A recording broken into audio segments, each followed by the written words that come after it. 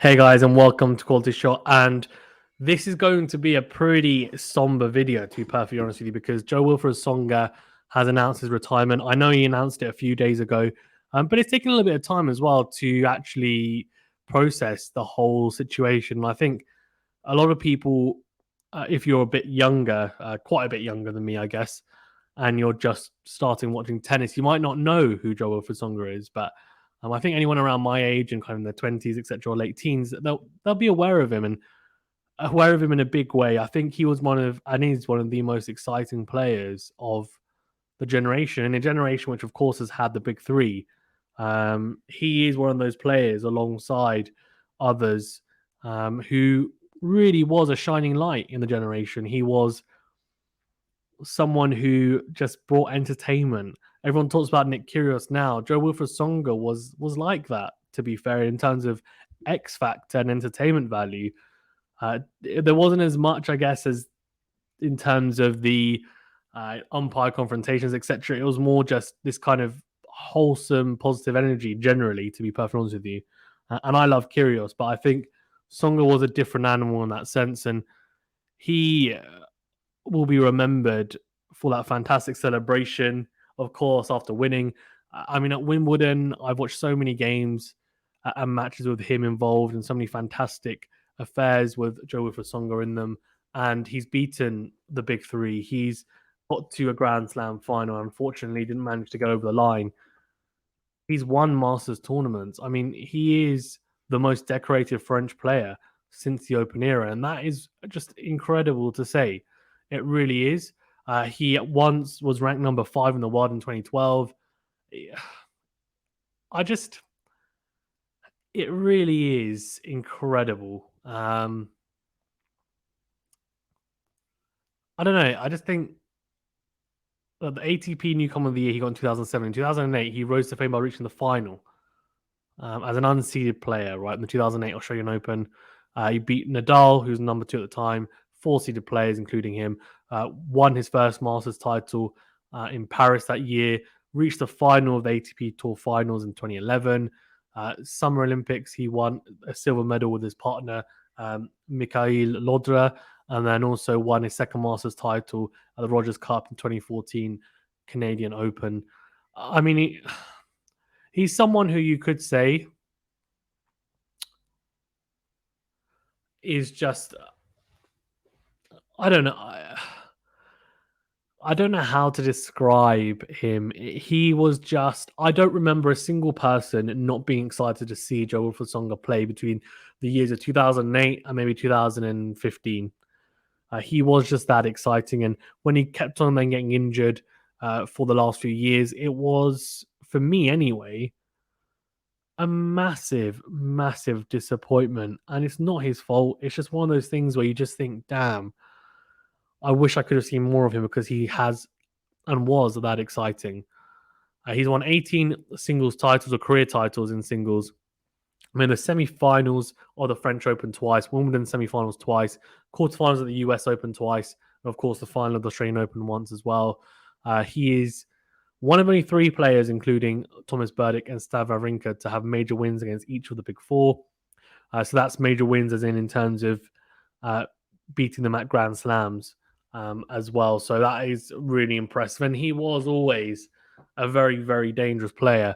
His head-to-head against them, I mean, is not favourable, but not many people's are, to be perfectly honest with you.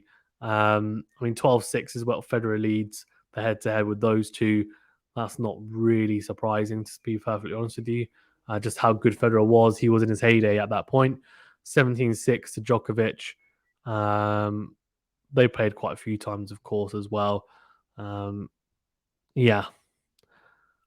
Just incredible. Playing style, of course, offensive baseliner, but able to mix up his play as well. Rush to the net at times. I mean, he served and volleyed at times as well. Great touch. Just box office. Genuinely box office. And the biggest thing for me was his touching around the net as well. And the way that he just lit up the court every time he played. It was just incredible energy at all times. It really was. The lunging volleys at the net, the diving volleys, everything was just, he was athleticism and his athleticism personified. That's what he was in his heyday, in his prime. He was one of the biggest servers as well when he was on form, and 147 miles per hour was the quickest serve that he managed to send down. So incredible, mixing both slice and speed on the serve, a very dominant serve, and then of course those volleys, incredible, fantastic forehand as well. Backhand was a little bit of a weakness, as it is for a lot of people, to be fair as well. And at times he would actually end up hitting a one-hander. There was a period actually for a year or so where he almost said, like, I'm going to try hitting a one-hander. And when he was on the run, he would just hit the one-hander down the line. And a couple of times it paid off, but I think it was a fad for him that wore off.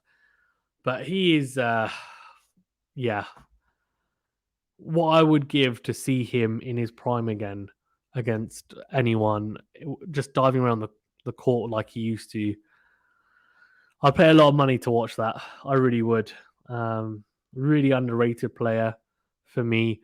I think, it's easy for us to say as well that he would have won a Grand Slam if the Big Four went here. He would have. I mean, he reached the final. So, look, it is what it is, though. A fantastic career. Really wish him the best. I mean, he's having to retire because of his body. It's really been letting him down in the last few years.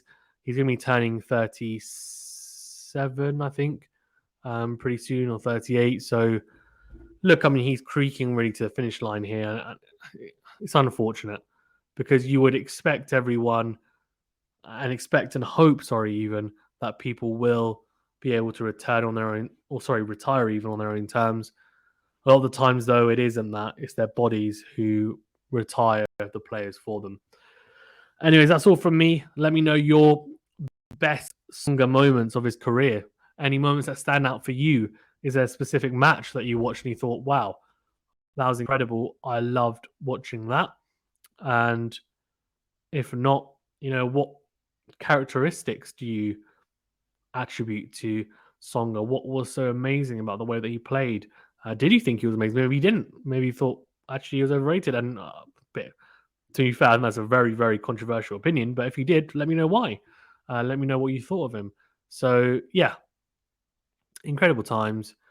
And I just, we'll see him at Monte Carlo. He will be retiring after Roland Garros, so he'll have the whole clay court swing. Hopefully, he can make some type of run at Roland Garros. That'll be amazing in front of the French crowd, and then call it a day. But it's going to be a tough ask considering the type of physical state he's in. Thanks very much, guys, for tuning in. Do appreciate it. Do remember to smash the like button and subscribe to the channel if you haven't done so already. I can see about 90% of you who view the videos are not subscribed. Come on, guys, just subscribe to the channel. It doesn't cost you anything. And in fact, you can subscribe, and if you watch a few more videos and you think, this isn't really for me, you can unsubscribe. No problem at all. But hopefully you'll stay and become part of the QualityShot community. Click the notification bell as well to get alerts to all the new videos. We are on podcast platforms, Anchor, Spotify, Google Podcasts, Apple Podcasts, of course. See you guys soon. And I cannot wait for the clay court swing. It's underway, of course. And wow, I'm excited. Thanks very much, guys. Stay safe and well. See you on the next video.